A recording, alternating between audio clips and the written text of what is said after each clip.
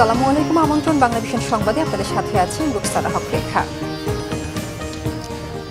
আসন্ন নির্বাচন পরিস্থিতি পর্যবেক্ষণে ইউরোপীয় ইউনিয়ন ইউর 56 জন পর্যবেক্ষক বিভিন্ন জেলায় যাচ্ছেন আজ। আইন শৃঙ্খলা পরিস্থিতি আসন্ন নির্বাচনের প্রভাব ফেলছে কিনা তা গুরুত্ব দিয়ে পর্যবেক্ষণ করবেন তারা। রাজধানীতে এক ব্রিফিংয়ে একথা জানিয়েছে ইউরোপীয় ইউনিয়ন নির্বাচন পর্যবেক্ষক দল। ইইউ মিশনের উপপ্রধান পর্যবেক্ষক ইন্তালাসে বলেন, দীর্ঘমেয়াদী পর্যবেক্ষকরা নির্বাচনী প্রক্রিয়া নিরপেক্ষ ও তথ্যভিত্তিক মূল্যায়নে গুরুত্বপূর্ণ ভূমিকা রাখবেন। তারা নির্বাচন প্রশাসন, প্রার্থী, রাজনৈতিক দল, সুশীল সমাজ এবং নাগরিক পর্যবেক্ষক দলের সঙ্গে বসবেন। শহরের পাশাপাশি গ্রামাঞ্চলেও তাদের কার্যক্রম চলবে। বলেন, 2024 সালে কি ঘটেছে বাংলাদেশে তা জানা আছে। এবারের নির্বাচনটি ঢাকার জন্য ঐতিহাসিক নির্বাচন। ইইউ নির্বাচনী পর্যবেক্ষক দল নিরাপদভাবে পর্যবেক্ষণ করতে পারবে বলে আশা তার। নির্বাচন ঘনিয়ে এলে আরও 90 জন স্বল্পমেয়াদী পর্যবেক্ষক যুক্ত হবেন। সব মিলিয়ে নির্বাচনের দিন প্রায় 200 জন পর্যবেক্ষক মাঠে থাকবেন বলেও জানান ইন্তালাসে। পোস্টাল ব্যালটের ডিজাইনে পরিবর্তন আনতে যাচ্ছে নির্বাচন কমিশন। তবে বিদেশে প্রবাসী ভোটারদের জন্য পোস্টাল ব্যালট ব্যবস্থায় কোনো পরিবর্তন আনার পরিকল্পনা নেই বলে জানিয়েছেন নির্বাচন কমিশনার আব্দুর রহমানুল মাসুদ।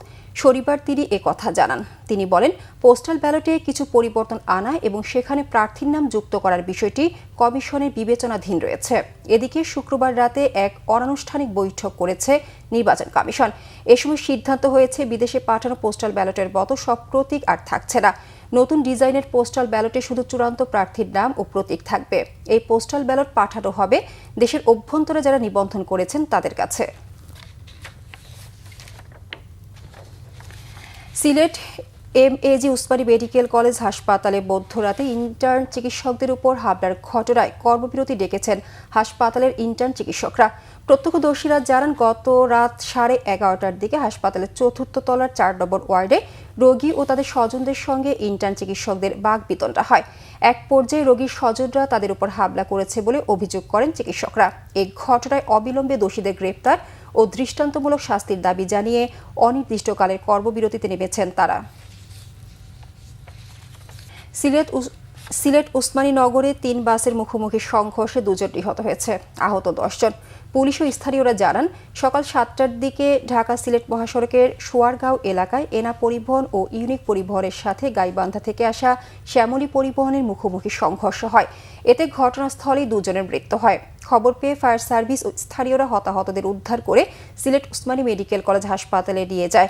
নিহতদের পরিচয় তাৎক্ষণিকভাবে জানা যায়নি। ব্রাহ্মণবাড়িয়ার সরাইলের স্বতন্ত্র প্রার্থী ব্যারিস্টার রুমিন ফারহানার উঠান বৈঠকে সংঘর্ষে আহত হয়েছে বেশ কয়েকজন। প্রত্যক্ষদর্শীরা জানান, উপজেলার নোয়াগাঁও ইউনিয়নে রুমিন ফারহানার উঠান বৈঠকে পৌঁছালে ধাক্কা লাগা দিয়ে 2 যুবকের মধ্যে বাকবিতণ্ডা শুরু হয়। এক পর্যায়ে দুপক্ষের লোকজন লাঠি সোঁটা নিয়ে সংঘর্ষে জড়িয়ে পড়ে। এতে উভয় পক্ষের বেশ কয়েকজন আহত হন। এ নিয়ে উত্তেজনা ছড়িয়ে পড়ে। পুলিশ ঘটনাস্থল পরিদর্শন করেছে। ফিলিস্তিনের গাজা উপত্যকার অন্তর্বর্তী প্রশাসনের কার্যক্রম তদারকি করতে ট্রাম্পের পরিকল্পিত বোর্ড অব পিস বা শান্তি পরিষদের সদস্যদের নাম ঘোষণা করেছে হোয়াইট হাউস। মার্কিন পররাষ্ট্রমন্ত্রী মার্কো রুবিও, মধ্যপ্রাচ্য বিষয়ক বিশেষ দূত স্টিভ উইটকফ, সাবেক ব্রিটিশ প্রধানমন্ত্রী টনি ব্লেয়ার ও ট্রাম্পের জামাই জ্যারেড কুশনার পরিষদের সদস্য হিসেবে কাজ করবেন। শান্তি পরিষদ সদস্যদের মধ্যে আরও থাকছেন মার্কিন ধনকুবের মার্ক রোয়ান, বিশ্বব্যাংকের প্রেসিডেন্ট অজয় ভাঙ্গা এবং ট্রাম্পের উপদেষ্টা রবার্ট গ্যাব্রিয়েল। পাশাপাশি জাতিসংঘের মধ্যপ্রাচ্য বিষয়ক সাবেক দূত নিকোলাই ব্লাদেনভ গাজা উচ্চ পর্যায়ের প্রতিনিধি হিসেবে দায়িত্ব পালন করবেন। পরিষদের চেয়ারম্যান হিসেবে দায়িত্ব পালন করবেন ট্রাম্প নিজেই। গেল বছর শেষ দিকে গাজা পিস অফ বোর্ড নিয়ে ট্রাম্পের পরিকল্পনা প্রকাশ করা হয়। অক্টোবরে ইসরায়েল ও ফিলিস্তিনি সশস্ত্র সংগঠন হামাস ট্রাম্পের এই পরিকল্পনায় সই করে। পরিকল্পনায় বলা হয়, একটি ফিলিস্তিনি টেকনোক্রেট সংস্থা গাজা পরিচালনা করবে, যার তদারকির দায়িত্ব পালন করবে এই বোর্ড অব পিস।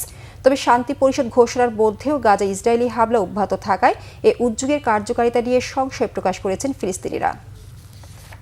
এই ছিল এখনকার মতো। পরের সংবাদ দুপুর 12টায়। এতক্ষণ সঙ্গে থাকার ধন্যবাদ।